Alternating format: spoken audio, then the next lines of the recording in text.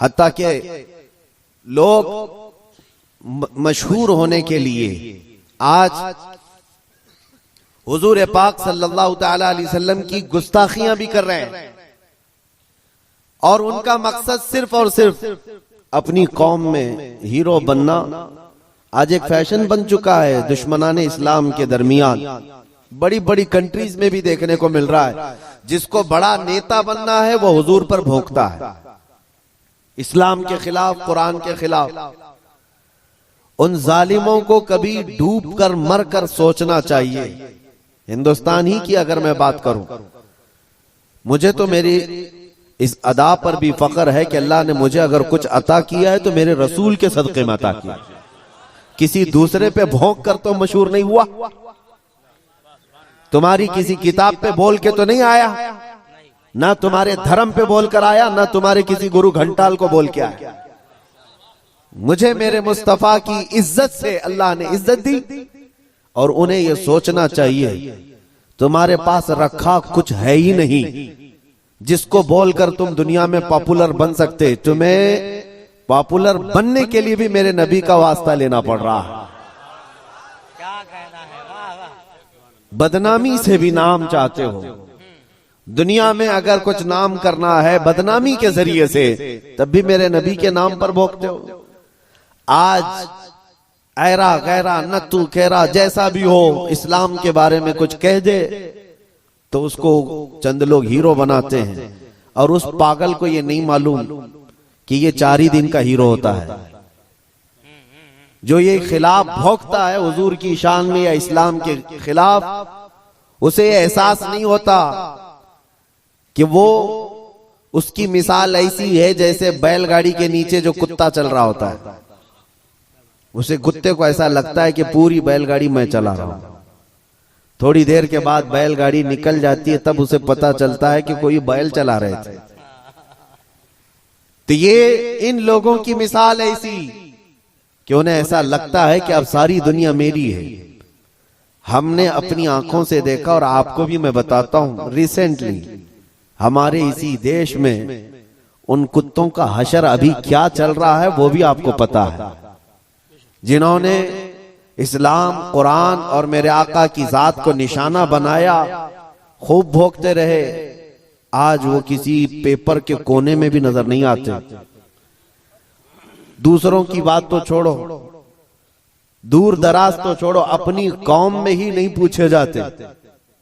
वो राफजी कुत्ता जो अपना दीन बदल कर निकला था, इस्लाम भी बदल लिया, नाम भी बदल लिया, धोती पहन करके निकल कर चंद महीने उनका फुजला खाता रहा, उसके बाद वहां से भी किक मार करके निकाल दिया गया, और उसके बाद आज हालत क्या है।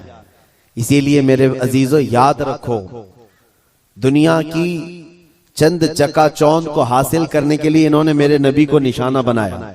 लेकिन एक बात मैं बताऊं, आज से 1400 साल पहले नबी पाक सल्लल्लाहु ताला अलैहि वसल्लम की शान में हस्सान बिन साबित ने कहा था, या रसूल अल्लाह, आपसे ज्यादा हसीन मेरी आंखों ने देखा, सुभान अल्लाह, सुभान अल्लाह, आपसे ज्यादा खूबसूरत किसी माँ ने जना नहीं। उन्होंने हुजूर की तारीफ की थी, अल्लाह ताला ने उनका नाम आज तक जिंदा रखा है। सुभान अल्लाह, हुजूर की शान में तारीफ करने वाले, बाकी जो भौंकने वाले थे उनके तो नाम भी याद नहीं लोगों को। जो इस्लाम के खिलाफ दसीसाकारियां करते हुए अपनी जिंदगियां तबाह कर गए। मैं आपसे पूछता हूं, जिसने बगदाद में मुसलमानों की खोपड़ी से मीनार बना दिया था, वो चंगेज और हलाकू, इनकी कब्रें कहां हैं, जरा ढूंढ के दिखाओ। इनके निशानात कहां हैं, इनकी औलादें कहां हैं, इनके तारीख में वो मकामात क्यों नहीं आज। लेकिन आज हिंदुस्तान ही नहीं, दुनियाए इस्लाम के जिस खित्ते में भी जाओ, हुजूर पाक सल्लल्लाहु ताला अलैहि वसल्लम के इश्क में बोलने वाला इमाम अहमद रजा हर जगह बोला जाता है। वाह वाह वाह वाह वाह वाह वाह। इमाम अहमद रजा का चर्चा हर जगह होता है। क्यों होता है? इसलिए कि उस आला हजरत ने अपनी जिंदगी हुजूर के इश्क में फना कर दिया था। इसीलिए उन्होंने कहा था, या रसूल अल्लाह, कि जान की इक्सीर है उल्फत रसूलुल्लाह की, खाक होकर इश्क में आराम से सोना मिला, जान की इक्सीर है उल्फत रसूलुल्लाह की। एक पॉइंट समझ करके चलो मेरे अजीजों, मैं आपको यही देना चाहता हूं, आज के हालात घबराने की जरूरत नहीं, बहुत तेजी से अभी बदलेंगे, इम्तिहानात आएंगे अभी तुम्हारे यहाँ, बहुत तेज आंधी आने वाली हैं ये अगले चंद सालों में। आंधियों से मुराद सिर्फ यही हवाओं की आंधियां मत समझो, कुफ्र और शिर्क की आंधियां, जुल्म और सितम की आंधियां, और दिन दहाड़े जो मुसलमानों का कत्लेआम है ये बढ़ता जाएगा। मैं हदीस की रोशनी में बता रहा हूं, हदीस की रोशनी में बता रहा हूं, बढ़ता जाएगा। तुम्हारा इम्तिहान है। अभी तो खाली चिट्ठी दिखा करके लोगों को लुभाने वाले बाबा आए हुए हैं कि तुमने क्या खाया, तुम घर में क्या करके आए, चिट्ठी दिखा देंगे। अभी तो दज्जाल को आना बाकी है। दज्जाल आएगा, वो तो तुम्हें बारिश बरसा कर दिखाएगा, मरे हुए आदमी को जिंदा करके दिखाएगा। इतने बड़े इम्तिहानात होना बाकी है। उस जमाने में तुम्हारा क्या होगा, तुम किस तरह से जिंदगी गुजारोगे? एक इलाज में बताऊं, हर जमाना चाहे जैसी भी सख्तियों वाला आए, कल को अगर फसादात भड़का दिए जाएं, तुम्हारे सामने तुम्हारे बच्चे जबा कर दिए जाएं, तुम्हारे सामने तुम्हारी औरतों के दुपट्टे छीन लिए जाएंगे, कुरान पाक को जलाने की कोशिशें होंगी, मस्जिदों के मीनार और गुंबद खत्म कर दिए जाएंगे, ये सारे हालात बढ़ते जाएंगे। तो क्या तुम इन तूफानों से घबरा कर ये फैसला कर लोगे कि जब तक मैं इस दीन में रहूंगा रोजाना एक मुसीबत को झेलना पड़ेगा, अच्छा है इनकी ही जय जय करूं, जैसे कुछ चले गए?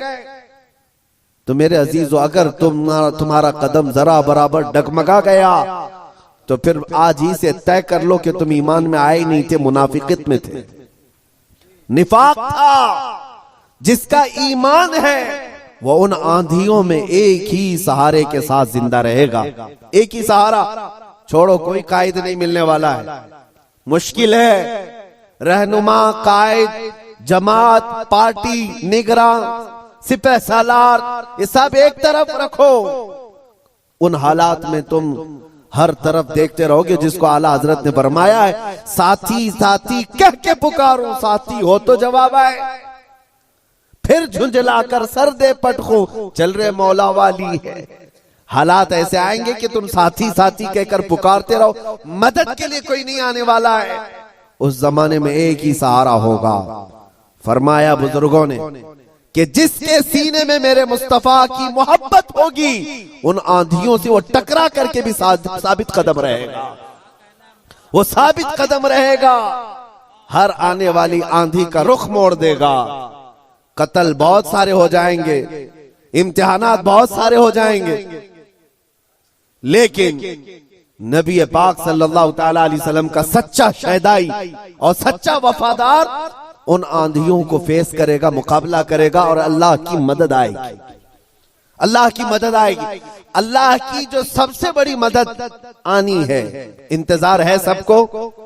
हालात बदलने चाहिए। सुनो, एक बशारत में देता हूं, ये शेर यूं ही मैं नहीं सुनाता। कुछ देर की खामोशी है फिर शोर आएगा, कुछ देर की खामोशी है फिर शोर आएगा। आज कुत्तों का वक्त है, कल हमारा दौर आए। ये यूं ही नहीं कहता, यूं ही नहीं कहता। अल्लाह की सबसे बड़ी मदद जो आने वाली है वो करीब है, करीब है, करीब है। वो किस तरह से आएगी? अन करीब मदीने तैयबा से इमाम मेहदी का ज़हूर होगा, और इमाम मेहदी आएंगे खाने काबा के पास, और उस वक्त अख्ताब, औताद, अब्दाल, औलिया उनके हाथ पर बैत करेंगे। फिर वो निकलेंगे और फिर मुल्क शाम आएंगे। तो इमाम मेहदी का जमाना करीब है। मेरे मुस्तफा की हदीसों का मफहूम मैं आपके सामने रख रहा हूं कि जब वो दौर आएगा, पूरी दुनिया में सिवाय इस्लाम के कुछ नहीं होगा। आपने अभी शायर से सुना, इस्लाम था, इस्लाम है। इस्लाम हाँ, सिर्फ तुम्हारे गांव में नहीं रहेगा, इंशाअल्लाह अमेरिका में भी रहेगा, यूरोप में भी रहेगा, अफ्रीका में भी रहेगा, और जितने चीखते चिल्लाते उनकी गर्दन पे भी रहेगा। हाँ, याद रखो, इस्लाम था, इस्लाम है, इस्लाम है। इसीलिए मैंने चंद सालों पहले कहा था, कुछ लोगों को तीखी लगती है बात, कड़वी लगती है कि मस्जिद तोड़कर अपना माबद बनाना है। मस्जिद को खत्म कर दिया, शहीद कर दिया। भाई हुकूमत तुम्हारे पास, ताकत तुम्हारे पास, कोर्ट तुम्हारे पास, वकील तुम्हारे पास, बना लो। बड़े जोर शोर से सब बना रहे।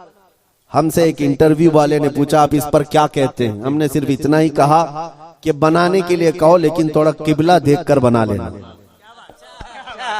अच्छा है भाई, किबला देखकर बना लेना। ये क्यों कहा? क्योंकि हमें पता है मेरे मुस्तफा ने फरमाया एक दौर आएगा जब हर दीवार से आवाज आएगी अल्लाहु अकबर। हर जगह से अल्लाहु अकबर की आवाज गूंजेगी। मेरे अजीजों, मायूस ना हो। आज के इन हालात से जो नौजवान मायूस होकर सरासीमगी के शिकार हो जाते हैं, मुझे उनसे शिकायत है। आज भी तुम्हारे पास वही जज्बा है, हमें पता है। अगरचे बिखरी हुई ये कौम है लेकिन बड़ी बड़ी ताकतें तुमसे खौफजदा हैं। डरती क्यों है? गरीब मुसलमान देहात में रहते हैं, कामकाज नहीं है, इनके पास तो जायदादें नहीं, इनके पास नौकरियां नहीं, इनके पास फौज नहीं, लेकिन मीडिया की जीनत तुम ही तो हो। कितने चैनल ऐसे हैं जिनमें हमारा नाम लिए बगैर तो दुकान नहीं चलती। हकीकत है या नहीं? क्यों? हम ही हम हैं। सारी जगह डिबेट में हम ही हम हैं। कुछ बात तो है कि मिटती नहीं हस्ती हमारी। इकबाल ने कहा कुछ बात तो है कि मिटती नहीं हस्ती हमारी, सदियों रहा है दुश्मन दौरे जमा हमारा। लेकिन मेरे अजीजों, वो वक्त आएगा जब तुम्हारा इश्क मचलेगा और तुम अमली मैदान में आओगे और नबी पाक सल्लल्लाहु ताला अलैहि वसल्लम का नारा बुलंद होगा। क्योंकि कुरान का वादा है, हुवल्लज़ी अरसल रसूलहु बिल हुदा व दीनिल हक़ लियुज़हिरहु अला दीनि कुल्ली। वो अल्लाह है जिसने अपने रसूल को हक के साथ भेजा है ताकि वो अपना दीन पूरी दुनिया में गालिब फरमाए। दीन पूरी दुनिया में गालिब आएगा। किसी को बुरा लगता है लगे, कुरान ने खुद कहा वलो करिहल काफिरून वलो करिहल मुशरिकून। कुरान ने खुद कहा है मुशरिकों को अगरचे बुरा लगता हो लेकिन दीन गालिब आएगा। उसके गलबे का वक्त अल्लाह हमें दिखाए। बस हमारी तमन्ना यह है कि आज मगलूबियत का जमाना है, हम मारे जा रहे हैं, पीटे जा रहे हैं। ऐ अल्लाह वो दौर भी दिखा जब इस्लाम का गलबा आ जाए, जब निजाम मुस्तफा हो, हर जगह रसूल करीम सल्लल्लाहु ताला अलैहि वसल्लम की शरीयत तैयबा ताहिरा का दौर दौरा, वो दौर आएगा। अजीजान गिरामी वकार, दो चंद बातें मैं अर्ज करता हूं जिनको ऐसा लगता है कि इस जमाने में हमारे साथ अगर कुछ हुआ तो क्या होगा। कुछ नहीं। क्या सहाबा की जानें नहीं गई? क्या हुजूर पाक सल्लल्लाहु ताला अलैहि वसल्लम के खानदान वाले अहले बैत अतहार, उनकी जानें नहीं गई? इस दौर में अगर हम जैसों का कुछ होता है तो वो सहाबा के पैर के नाखून के बराबर भी नहीं है। हमारी हैसियत कुछ नहीं है। जब रसूलुल्लाह सल्लल्लाहु ताला अलैहि वसल्लम के सगे चचा सैयद शुहदा अमीर हमजा मैदान ओहद में इस हालत में शहीद किए गए थे कि सीना फाड़ करके कलेजा निकाल कर चबाया गया था, आपके जिस्म के टुकड़े हुए थे, तो क्या ये हजरत अमीर हमजा रज़ी अल्लाह ताला अन्हु की शिकस्त और उनकी हार पर कोई लानत करेगा आज? नऊज़ु बिल्लाहि मिन ज़ालिक, हरगिज़ नहीं, बल्कि रहती दुनिया तक उनकी शहादत को सलामी दी जाएगी। क्यों? इसलिए कि कुरान ने कहा है कि शहीद मरते नहीं है, वो अपनी कब्रों में जिंदा होते हैं। अगर अल्लाह तबारक व तआला ने हमारी जिंदगी में लिखा है हम चींटी से भी मर जाएंगे, और अगर अभी मौत नहीं लिखी है, चींटी से भी नहीं मरोगे बल्कि मोदी से भी नहीं मरोगे। अगर मौत नहीं है, किसी से नहीं मरना है, और अगर मौत लिखी है तो मच्छर से भी मर जाओ। ये तकदीर है जिस पर ईमान जरूरी है। ऐ मुसलमानों, अपने ईमान को संभालो, मजबूती के साथ अगर रहना है तो अपने तशख्खुस के साथ रहो, इस्लाम को छुपा छुपा करके मत रहना। तुम्हारी नमाजें कहाँ हैं? तुम्हारे अमाल कहाँ हैं? तुम्हारे चेहरे भी आज बदल गए। तुम खुद चाहते हो कि इस्लाम परदेश बन करके रहे, इस्लाम को जाहिर करो। तुम्हारे चेहरों से भी तो पता चले कि तुम इस्लाम से कितनी मोहब्बत करते हो। तुम्हारे घर की बेटियों की सरों पर इस्लाम तो नजर आना चाहिए। इस्लाम का नारा तो बड़े बुलंद आवाज से लगा ना, इस्लाम था, इस्लाम है और इस्लाम रहेगा। कहां रहेगा? तुम्हारे घर में कब रहेगा? तुम्हारी जिंदगी में कब रहेगा?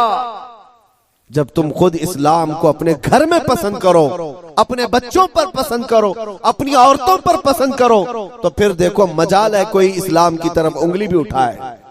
दुनिया ये देख रही है कि इनको इस्लाम की तरफ से कोई रगबत बाकी नहीं रह गई है। अल्लाह करीम आप सबको इस्लाम का सच्चा सिपाही बना करके रखे। अजीज़ान गिरामी वक़ात, मेरा मैसेज सिर्फ इतना है कि जीना है तो इश्क़ रसूल में जियो, और मौत आए तो मेरे मुस्तफा के कदमों में मौत आए। इस तमन्ना के साथ जियो, इंशाअल्लाह अज़ीज यहां पर कोई बाल बेका ना होगा, और अगर होगा तो हुजूर की मोहब्बत में होगा। मक्का मुकर्रमा में जब बिलाल हबशी को लोग मारते थे, उनके सीने पर पत्थर रखते, उनको अंगारों में सुलाया जाता था, तो क्या उन्होंने छोड़ दिया था इस्लाम? नहीं नहीं नहीं, अब इस्लाम नहीं कहूंगा, तुम्हारे भगवानों का नाम लूंगा। नहीं, उन मुसीबतों में भी वो साबित कदम रहे। और चंद दिनों के बाद जब अल्लाह ताला ने बिलाल हबशी को आजादी अता की, मेरे मुस्तफा के कदमों में गए, 6 साल के बाद मक्का वापस आए। तवज्जो, 6 साल के बाद मक्का जब रसूलुल्लाह के साथ वापस आए, मक्का फतह हो चुका था और रसूलुल्लाह ने बिलाल हबशी को काबे की छत पर चढ़ाया था। दुनिया देख रही थी चंद सालों पहले, यही वो बिलाल है जिनको मक्का की गलियों में रस्सी डाल करके खींचा जाता था पैरों में, और आज यही बिलाल खाने काबा की छत पर है अजान देने के लिए। कितनी तब्दीली है ये दुनिया को पता होना चाहिए। जो नबी की मोहब्बत में जख्म खाता है, अल्लाह उसकी इज्जत को खाने काबा से भी बुलंद कर देता है। हुजूर की मोहब्बत में जख्म खाया है, हुजूर की वफादारी में साबित कदम रहा है, तो अल्लाह ने काबे की छत पर चढ़ाया है। अजीज़ान गिरामी वक़ार, आज अगर मुसीबतें आती हैं तो आला हजरत का ये शेर याद रख लेना।